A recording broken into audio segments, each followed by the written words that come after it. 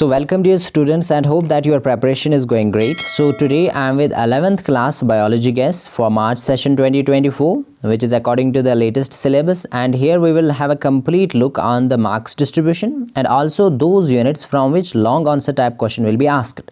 तो अगर हम बात करेंगे बॉटनी की तो यहाँ से यूनिट 4 जो है प्लांट फिजियोलॉजी, यहाँ से लॉन्ग आंसर टाइप क्वेश्चन जो है वो पूछा जाएगा। सिमिलरली अगर हम जोलॉजी की बात करेंगे तो यूनिट 4 जो है ह्यूमन फिजियोलॉजी, यहाँ से आपका लॉन्ग आंसर टाइप क्वेश्चन पूछा जाएगा, तो ये इंपॉर्टेंट रहेगा।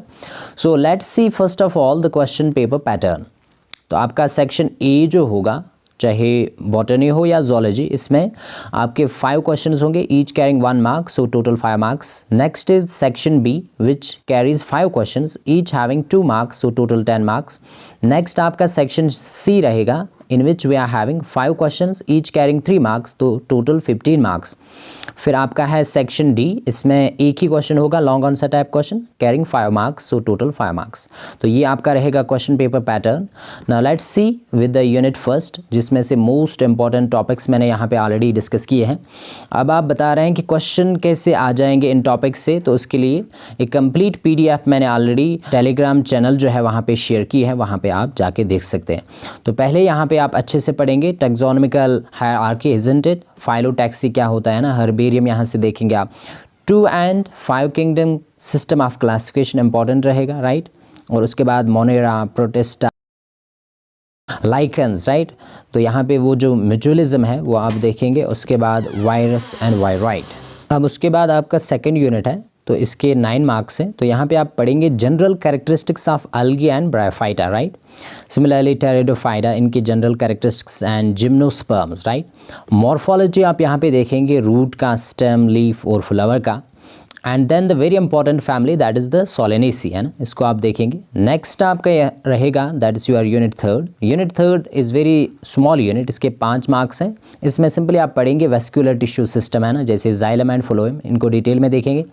Anatomy of root, stem and leaf, ये आप देखेंगे यहाँ पे।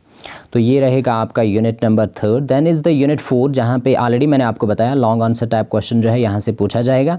इसमें आप अच्छे से पढ़ेंगे glycolysis, Krebs cycle, important topics है ना। Aerobic and anaerobic respiration, respiratory question क्या होता है, ये किसी वक्त शॉर्ट आंसर टाइप क्वेश्चन पूछा जाता है।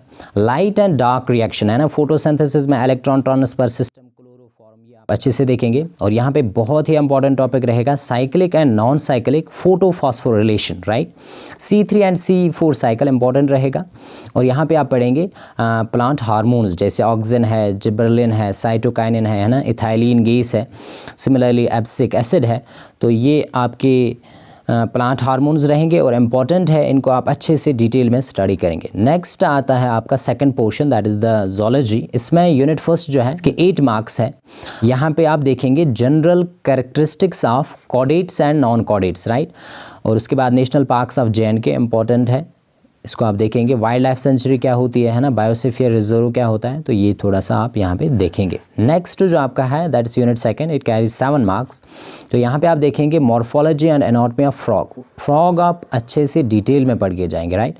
उसके बाद आप यहाँ पे स्टडी करेंगे द कार्बोहाइड्रेट्स, है ना, प्रोटीन्स, जैसे इसमें अमाइनो एसिड्स, राइट।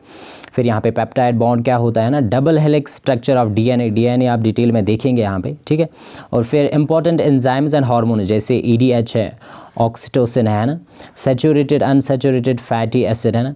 और यहाँ पे DNA में आप देखेंगे, है ना, न्यूक्लियोसाइड क्या होता है, न्यूक्लियोटाइड क्या होता है, ये आपको पता होना चाहिए। उसके बाद आप देखेंगे next is your unit number 3 that is the cell structure and function. इसमें आप देखेंगे प्रोकैरियोटिक एंड यूकैरियोटिक सेल, है ना, डिफरेंस आपको आना चाहिए। सिमिलरली सेल ऑर्गेनेलीज, जैसे माइटोकॉन्ड्रिया है, एंडोप्लाज्मिक रेटिकुलम है, गोल्गी apparatus है, राइबोसोम्स है, लाइसोसोम्स है, राइट। डिफरेंस आप देखेंगे सीलिया और फ्लैजिला के दरमियान, माइटोसिस और मियोसिस, ये आप अच्छे से पढ़ के जाएंगे क्योंकि इससे क्वेश्चन पूछा जाता है, ठीक है। उसके बाद हम आ जाएंगे नेक्स्ट 4th यूनिट पे, है ना, जो बहुत ही इंपॉर्टेंट है, जहाँ से आपका लॉन्ग आंसर टाइप क्वेश्चन जो है वो पूछा जाएगा। तो यहाँ पे आप पढ़ेंगे first of all mechanism of breathing, है ना, mechanism of muscle contraction, mechanism of hormone action, ठीक है।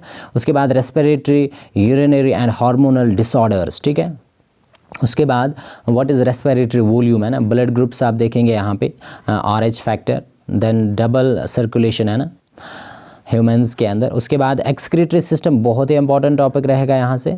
एक्सक्रीटरी सिस्टम, इसके modes, different modes of excretion, artificial kidney क्या होता है, ठीक है। यहाँ पे जो नेफ्रॉन है उसकी स्ट्रक्चर है ना, डिटेल में फंक्शनिंग देखेंगे आप।